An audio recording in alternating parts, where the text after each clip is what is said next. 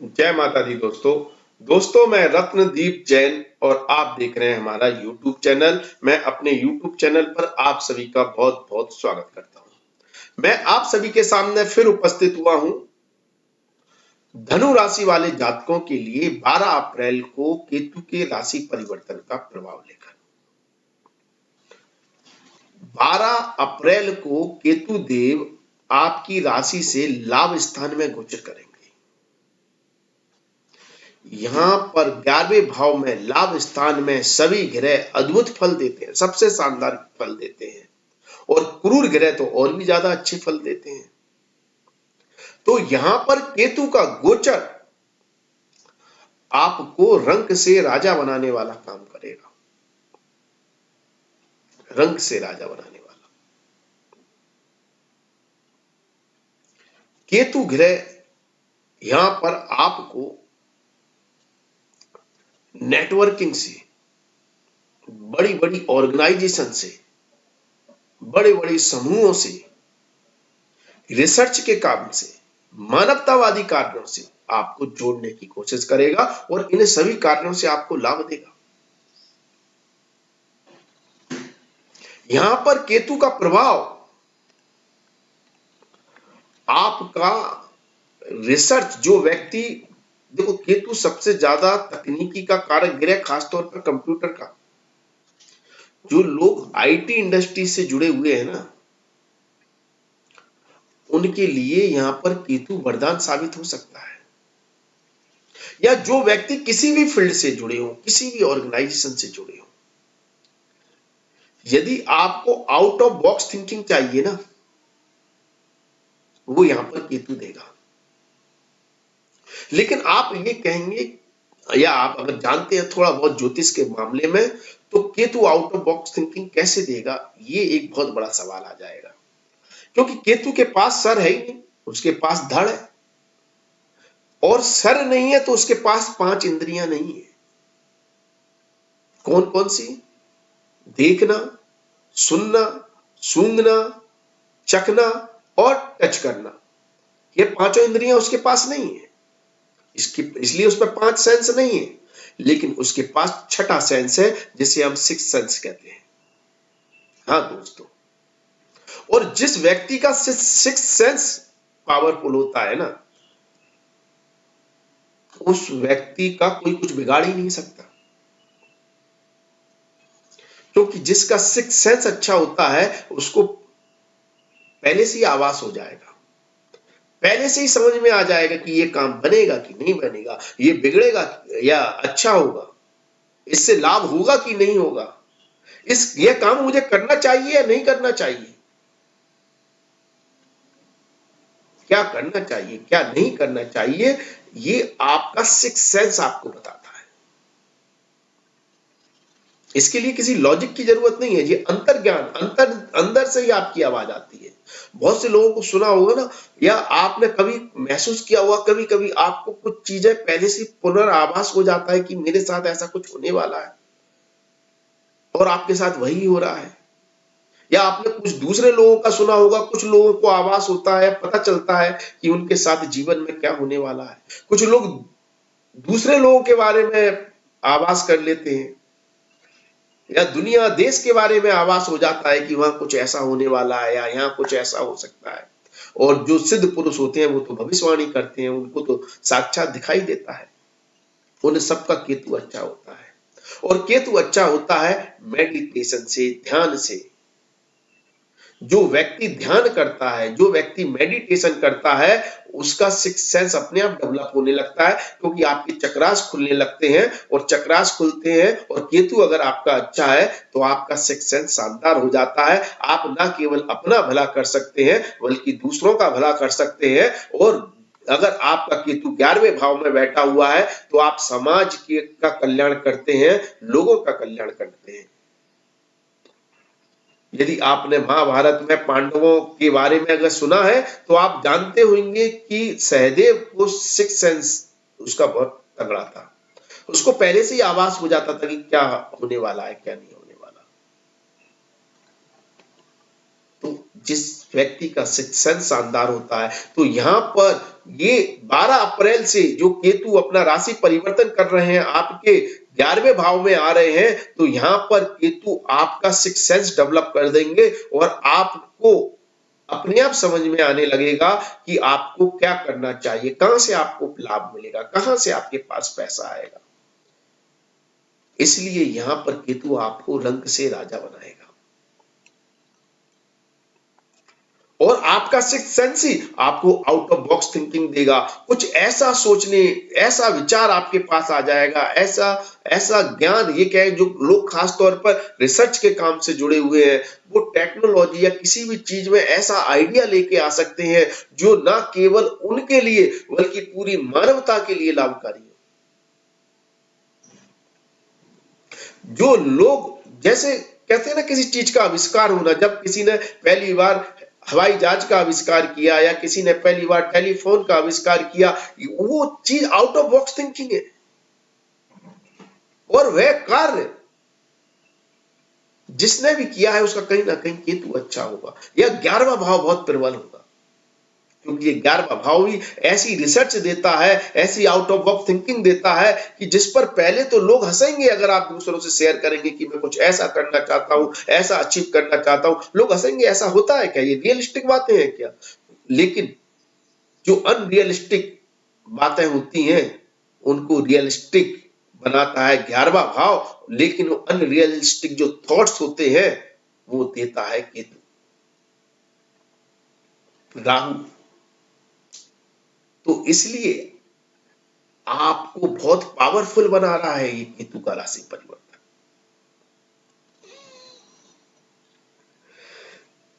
लेकिन क्या केतु हर हिसाब से अच्छा है? नहीं। केतु एक तामसिक ग्रह है, राक्षस प्रवृत्ति वाला ग्रह है, तामसिक गुणों का भंडार है उसमें। जब तक उसको गुरु का सहयोग नहीं है, शुक्र या बुध का उसको सहयोग नहीं है, तब तक उसमें तामसिक गुण भरे हुए हैं। और जितना क्रूर पापी ग्रहों के प्रभाव में उतना उसके लिए तामसिक गुणों का भंडार बढ़ जाता है। तो इसके कारण यह समस्या आपको देगा मित्रों से, दोस्तों से, उनके सुख में कमी करेगा, उनके साथ समस्याएं देगा। अलगाववादी ग्रह, डिटैचमेंट का कारक ग्रह है केतु, सही मायने में डिटैच करता है, जहां बैठता है उस चीज से डिटैच करता है।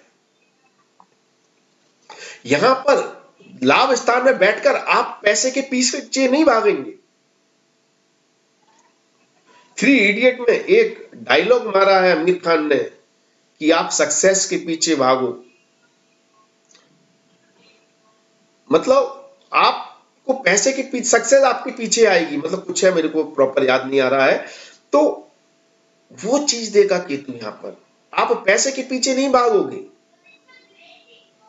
आप सिर्फ अपना कार्य करोगे, काम करोगे, आउट बॉक्स ऑफ थिंकिंग, मतलब ऐसा कुछ अद्भुत सोचोगे कि जिससे आपके कार्य अपने आप सिद्ध होते जाएंगे और पैसा तो आपके पीछे पीछे आएगा,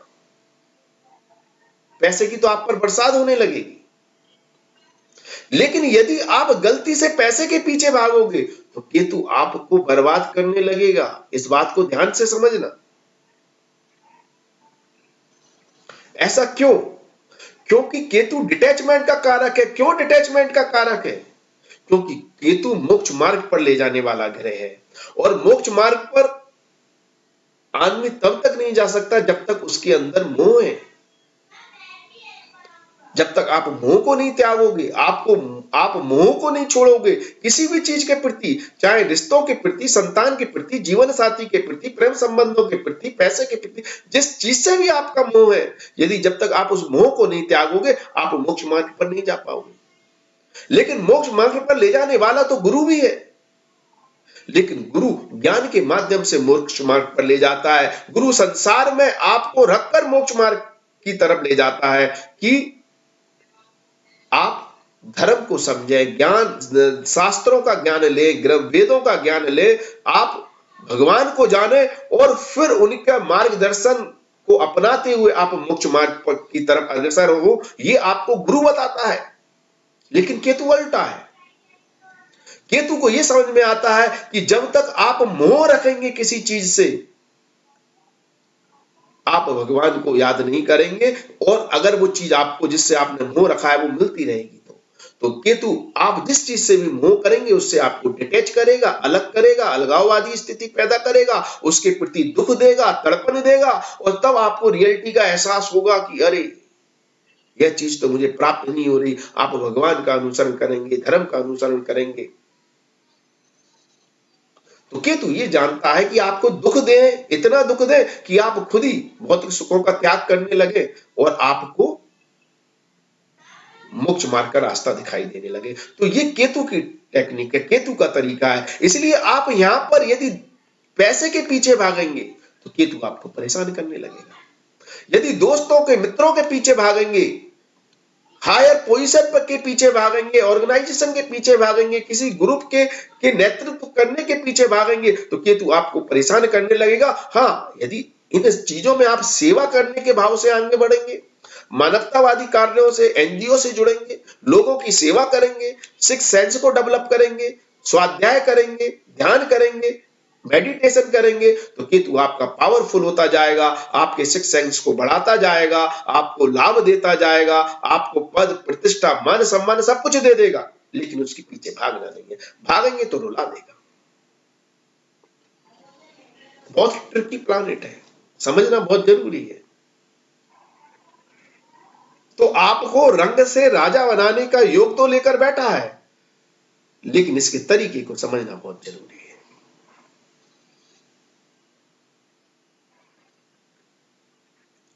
यहां से केतु की पंचम दृष्टि आपके तृतीय भाव पर होती है तो भाई बंधुओं की तरफ से कंसर्न चिंताएं देने लगेगा, भाई बंधुओं की तरफ से समस्याएं आने लगेंगी, उनके प्रति या तो आपकी जिम्मेदारी बढ़ सकती है या उनको लेकर दिक्कतें या उनके साथ रिलेशंस को लेकर दिक्कतें आ सकती हैं। यहां से सप्तम दृष्टि जीवन साथी पर डालेगा तो दाम्पत्य जीवन में भी अलगाव की स्थिति पैदा कर देगा, जीवन साथी से समस्याएं देने लगेगा, प्रॉब्लम आने लगेंगी, बिजनेस पार्टनर के साथ दिक्कतें आने लगेंगी।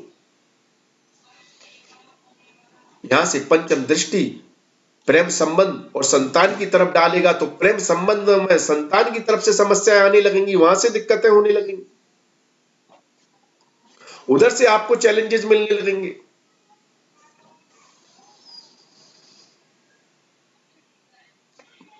और यदि आप पैसे के पीछे भागते हैं, इन्वेस्टमेंट करते हैं तो जोखिम भरे इन्वेस्टमेंट कराएगा आपसे, रिस्क बढ़ा देगा आपकी और वहां से आपको नुकसान होने लगेगा। तो इस तरह की समस्याएं आपको देने लगेगा।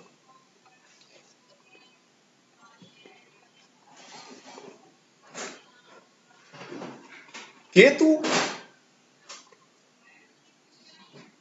यहां पर शुक्र की राशि में गोचर कर रहा है।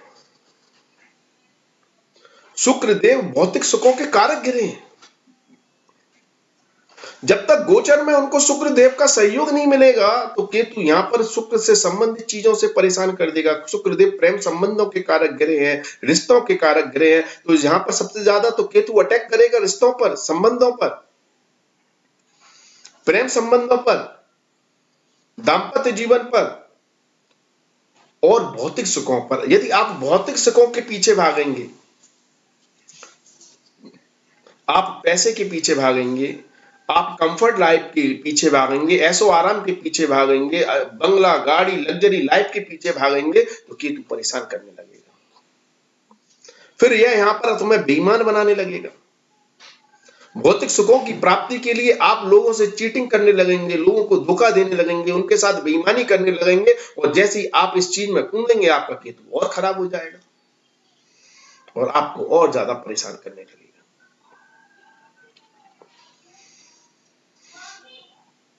तो केतु का सबसे सरल और इजी तरीका यही है कि केतु के लिए आप केतु जहां पर केतु है, जैसा कि मैंने कहा 11वें भाव में है, आप भौतिक सुख और पैसे के पीछे ना भागें। इसको मैं बार बार दोहरा रहा हूं, इसलिए दोहरा रहा हूं कि आप इस बात को समझें और अपना कर्म करें, मेडिटेशन करें, ध्यान करें और केतु से संबंधित कुछ और उपाय मैं आपको बताता हूं, वो करें। आप किसी भी मंदिर में या पीपल के पेड़ के ऊपर सफेद झंडा लगवाएं, या मंदिर की जो ध्वजा है वो किसी मंदिर पर लगवाएं। इससे केतु आपका अच्छा होगा।